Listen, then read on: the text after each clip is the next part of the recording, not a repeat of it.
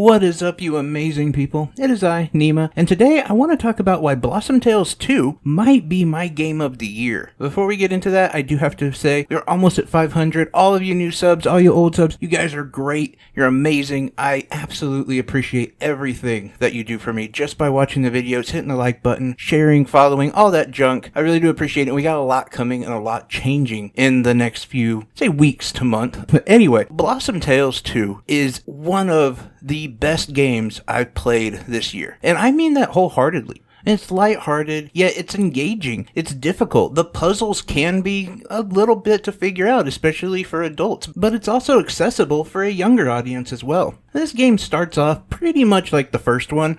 You have the main character, Lily, and her grandfather, but this time, they're joined by her brother, Chris. And you can kind of tell at the beginning, Lily isn't exactly overjoyed to have her brother kind of hone in on her time with her grandfather. And after just a little bit of discussion, the grandfather decides to tell another story after the children were begging and pleading for another adventure from Lily in Blossomdale. He goes into a pretty basic situation where Lily and Chris are both brother and sister in Blossomdale, this new fantastical world, and they're getting ready to celebrate the Minotaur Festival. Now, this is a date in which the Minotaur was finally defeated, and so it's a celebration. Ultimately, to you, though, this means a little bit of a tutorial in the form of mini-games, which is pretty engaging and fun. But lo and behold, the siblings are in fact the winners of this festival. So to determine who is going to be the #1 champion, they have to have a light combat match. And throughout the intro, you could kind of tell that Lily was being irritated by her brother. He kept interrupting, he wanted to change parts of the story, and you could tell this was just becoming a nuisance to her. Well, anyway, the melee went off, and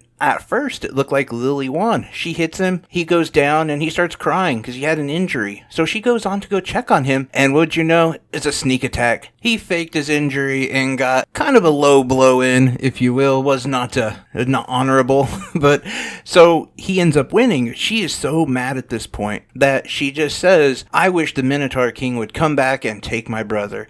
And that's exactly what happened. And this is where the game really takes off. This is your main objective now, is to go find your brother and rescue him from the Minotaur King. But there's a few obstacles in your way, and one of them being a key that has been fragmented into 3 parts, and you have to go to different temples, shrines, kind of dungeons to collect those 3 pieces of the key so that you can then enter the Minotaur's keep. When it comes to gameplay, this is where this game really shines, if you ask me. The combat is very fluid, but yet simple enough. They improve on some things like the famous Link spin attack. You know, where you hold the button, charges up, and release it. Well, this time, you can find scrolls that will allow you different skills, and you can actually choose which ones they are, and it's kind of a cute little way they do that, as the brother will suggest something, and so will the sister. Well, you hold down the button, and as you release it, you can hit another button. So this actually unlocks about 4 new skills that you can use, as well as that original spin attack. You also have like the ton of gadgets that are always available in these kind of Zelda-like games that are just amazing and fun to use and open up new paths. The puzzles are insanely cool. I wouldn't say they're incredibly hard, but they're creative, they're unique. There's a little bit of thinking that has to go into your process when you're trying to figure these out, and I like that. I like the fact that they are accessible, yet you have to have your wits about you. Now, the actual combat is very fluid and incredibly responsive. The dodges, the attacks, the special attacks, using the gadgets, all of that is super responsive. You don't ever feel like you're outmatched or outgunned due to limitations of animations or lag. I see this in a lot of these style games, and it's not here. Not at all. It's just incredibly fun to get engaged with certain enemies, take them down, and collect your rewards, which takes me on to my next part of this game. This game is just so full of stuff to do. There's so much to collect. There's so much to find. Every screen that you enter has some other thing for you to do. There's treasure hunting, which takes the form of like these little dark circles you'll see on the ground. And since early on you have access to a shovel, you start digging, and for the most part you find gold coins, but sometimes you also find gems, and there's that rare chance that you find a snake. But that's only one of many things to do in this game. As far as collecting, it is important for multiple reasons. One, you can actually help a floral business launch, and they're new to the game, and so they need flowers, and you go around and you collect flowers for them. You get a reward for that. Also, the mail carriers.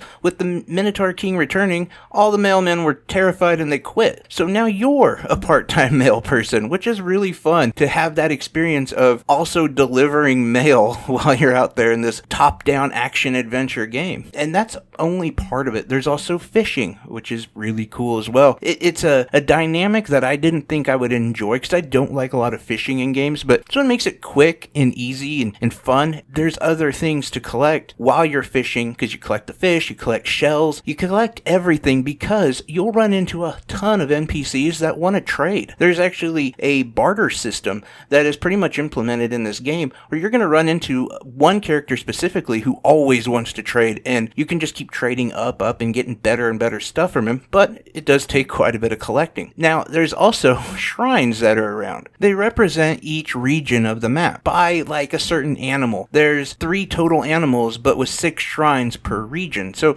that's 18 different little shrines you're looking for, and you just place a piece of fruit on there, and it'll eventually unlock something bigger and better.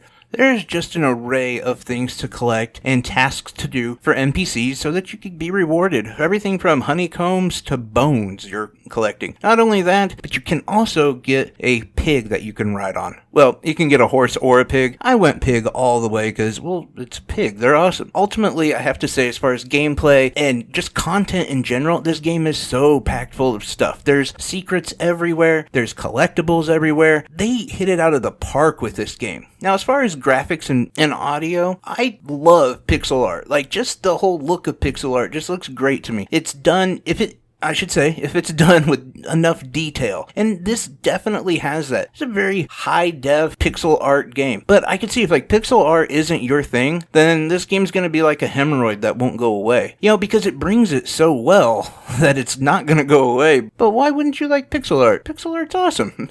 Anyway, audio it's decent to good. Like, it's not a problem, but it's also not something that you're going to write home about. And that's why I think that is probably the weakest part of the game. And that should speak volumes for the rest of the game. Because, like, again, audio is just as good, if not better, than a lot of other indie games I've played. In fact, when you start getting your instrument and you start playing songs, that is actually pretty cool. Especially if you're like me and you choose the guitar. I mean, ultimately, I have very few negative things to say about this game. And it really does hit home for me because of my dad and my daughter and their relationship. And that really is something that's not celebrated very often, especially in video games, but is that grandparent-grandchild relationship. And I do love the way they do that, and they do it in such an engaging and fun, clever way. I feel like with this game, they took that Legend of Zelda formula and they added so much to it, transformed it, and they made it their own. Like, this is the Blossom Tale series. I don't believe that many people are going to really compare it to Zelda anymore now that this is the breakout game of their series, and hopefully they continue going. I really foresee this to be a very successful game for them, just in everything that I experienced. And one of the most important things, I had no lag, no frame rate drops, nothing specifically that just crashed the game. It played beautifully for me. Now, I did play it on my OLED in handheld mode.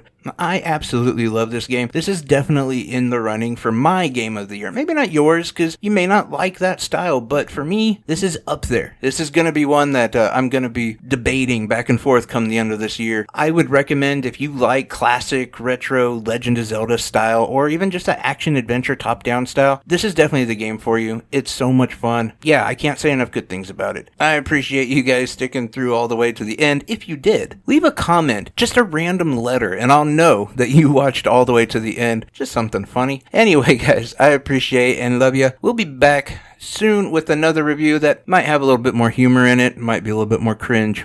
Anyway, guys, take care.